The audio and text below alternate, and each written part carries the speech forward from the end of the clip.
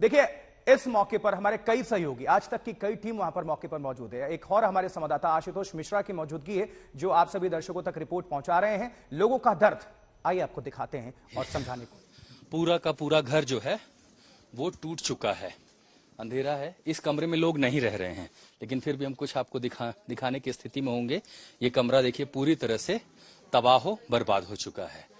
एक तरफ से इंक्लाइंड है, ये झुक गया है एक तरफ, और इससे नुकसान का अंदाजा लगता है। दूसरा कमरा जो है वो भी सुरक्षित नहीं है। लाइट है घर में, लाइट है, देखिए आगे अंदर आने की कोशिश करते हैं। देखिए ये घर में जो बाकी दूसरे कमरों का सामान था उसको यहाँ रख लिया गया है। छत और दीवार चटक चुकी हैं, एक साथ नहीं है, और यहाँ रहना यानी सीधे सीधे किसी भी बड़े खतरे को, मौत को न्योता देने जैसा है। लेकिन उसके बावजूद कई परिवार हैं जो यहाँ इस खतरे में टिके हुए हैं, नहीं जा रहे हैं। यहाँ 2 साल हो गया ऐसे ही। हाँ, यहाँ कागज पत्र सब एसडीएम को दे रखे थे, फिर भी यहाँ कुछ नहीं किया। जब यहाँ नीचे जेपी में पानी निकला तब जाके इन्होंने यहाँ की खबर ली। यहाँ तो 2 साल से टूट रखा है ये। तो ये इतना टूटा था, थोड़ा टूटा था? नहीं, ज्यादा ही, रहने लायक नहीं था, बिल्कुल नहीं। फिर भी ये रह रहे थे यहाँ पे। ये जो इतनी बड़ी बड़ी दरार है, ये जो इतना नुकसान हुआ, ये कब से हुआ? ये तो ये ज्यादा जब हुआ, इसको अभी 1 हफ्ते हो रहे हैं। ये वाला रूम जो है, जो आपको अभी ये वाला रूम देखा फर्स्ट वाला, इसको 6 महीने हो गए इसको, इस रूम को छोड़े हुए हमने। तो आप जा क्यों नहीं रहे यहाँ से? कहाँ जाएंगे फिर हम? अभी तो हाल फिलहाल हम पहाड़ी कैफे में है, यहाँ पे होटल में, बट हमारी गाय बछड़े है, खाना पीने की व्यवस्था तो हमें खुद ही करनी है। देखिए, खुदा न खास्ता अगर मान लीजिए स्ट्रक्चर को कुछ नुकसान पहुंचता है, बारिश हो जाती है, नमी हो जाती है, जान पर खतरा हो जाएगा।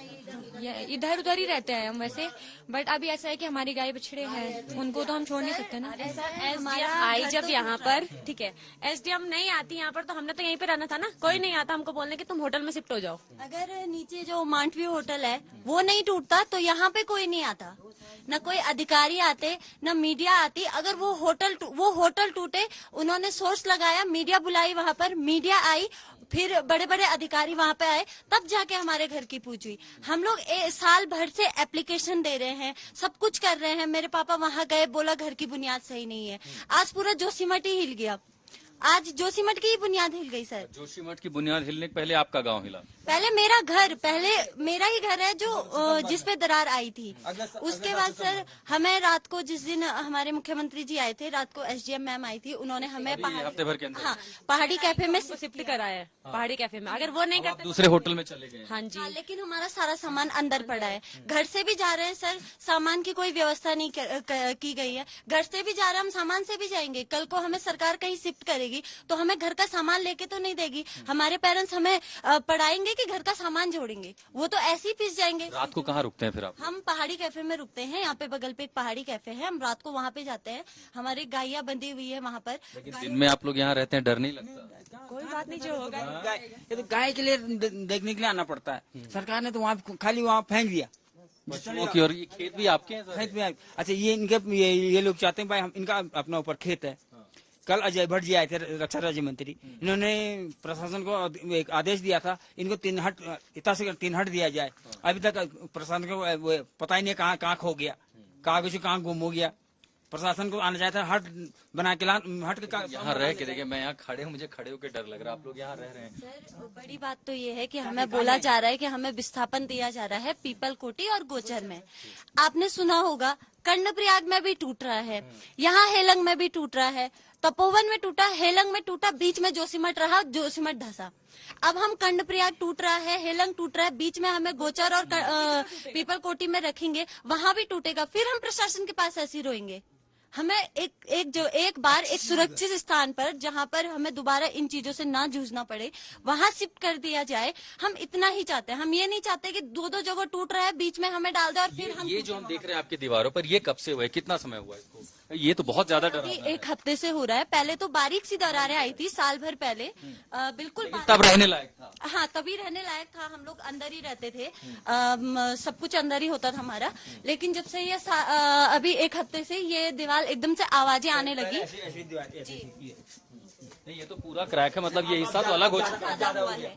पहले बारीक सी लकीर थी, उस टाइम हम लोग। यहाँ की छत देखे तो पूरी अलग हो गई दीवार से, बाहर से ही दिख रही है कि ये पूरी छत ही एकदम अलग हो गई है। मतलब यहाँ मैं जो जेड देखूं, छत और इसके बीच का ये पूरा हिस्सा अलग हो चुका है। तब ये बताइए, अभी तक किसी तरह का आश्वासन मिला कि आगे क्या होगा? सर आश्वासन मिला गया है, कहा है पीपल कोटी में देंगे, गुज्जर में देंगे। तो सर हम वही कह रहे हैं कि पीपल कोटी वो भी सुरक्षित नहीं है। वहाँ भी सुरक्षित नहीं है।